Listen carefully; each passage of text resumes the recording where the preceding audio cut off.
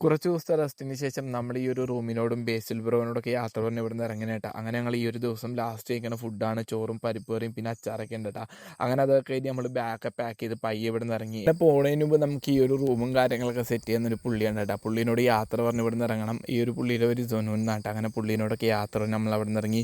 അങ്ങനെ ഞങ്ങൾ നേരെ പോണത് ഐസോളാണ്. എൻ്റെ സൈക്കിൾ അവിടെയാണ് കേട്ടോ. അങ്ങനെ പോകണമെങ്കിൽ നമ്മുടെ ആ ഒരു ദീദി ഉണ്ട്. ആ ഒരു ദീദിനോടൊക്കെ യാത്ര പറഞ്ഞാണ് നമ്മൾ അവിടെ നിന്ന് ഇറങ്ങുന്നത്. പോണ റൂട്ടിലൊക്കെ പലയിടത്തും മണ്ണൊക്കെ ഇടിഞ്ഞ് വീണിട്ടുണ്ട്, കല്ലൊക്കെ വീണ് കിടപ്പുണ്ട്. അങ്ങനെ നമ്മുടെ സൈക്കിൾ വെച്ച് അവിടെ എത്തി. ഈ ഒരു ദീദിയുടെ വീട്ടിലാണ് നമ്മൾ സൈക്കിൾ കാര്യങ്ങളൊക്കെ വെച്ച് കേട്ടാ. അങ്ങനെ ദീദിനോടും യാത്ര പറഞ്ഞ് നമ്മുടെ ബേസിൽ ബ്രോനോടൊക്കെ യാത്ര പറഞ്ഞ് അവിടെ നിന്ന് ഇറങ്ങാനായിട്ട് ഞങ്ങൾ ഇനിയും വീണ്ടും യാത്രയിൽ കണ്ടുമുട്ടുമെന്ന് വിശ്വസിക്കുന്നു. അങ്ങനെ വേറൊരു പുള്ളിനെ കണ്ടുപിട്ടിയേട്ടാ. അങ്ങനെ പുള്ളിനോടൊക്കെ യാത്ര പറഞ്ഞ് നമ്മൾ ഇറങ്ങണ വഴിക്ക് ഒരു വെള്ളച്ചാട്ടം കണ്ട് നമ്മൾ ജസ്റ്റ് സൈക്കിൾ ഒതുക്കി അങ്ങാടേക്ക് പോയിട്ടാ.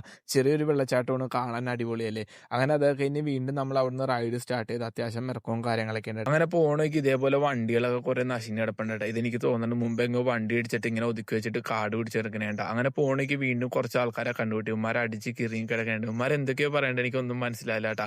അങ്ങനെ വീണ്ടും നല്ല രീതിയിൽ മഴയും കാര്യങ്ങളൊക്കെ പെയ്യും. മഴ വന്നപ്പോൾ ഈ ഒരു കടയിൽ കയറിയതാണ് കേട്ടോ. കടയുടെ അവിടെ നോക്കിയപ്പോൾ കിട്ടില്ല കാഴ്ചയും കാര്യങ്ങളൊക്കെ കേട്ടോ. ഫുള്ള് നെൽകൃഷി കേട്ടോ. അടിപൊളിയല്ലേ. ഇങ്ങനെ ചാല് കയറി വെള്ളമൊക്കെ ഒഴുകി പോകണ്ട കേട്ടോ.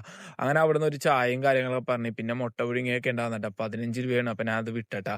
അങ്ങനെ അവിടെ നിന്ന് നമ്മൾ പയ്യെ ഇറങ്ങി. അത്യാവശ്യം വന്നവയ്ക്ക് ഒരു വീടും കാര്യങ്ങളൊക്കെ ഇട്ടേട്ടാ. അങ്ങനെ അവർ റൂമും കാര്യങ്ങളൊക്കെ സെറ്റ് ചെയ്ത് നമ്മൾ ഇന്ന് ഇവിടെയാണ് കിടന്നുറങ്ങണേട്ടാ.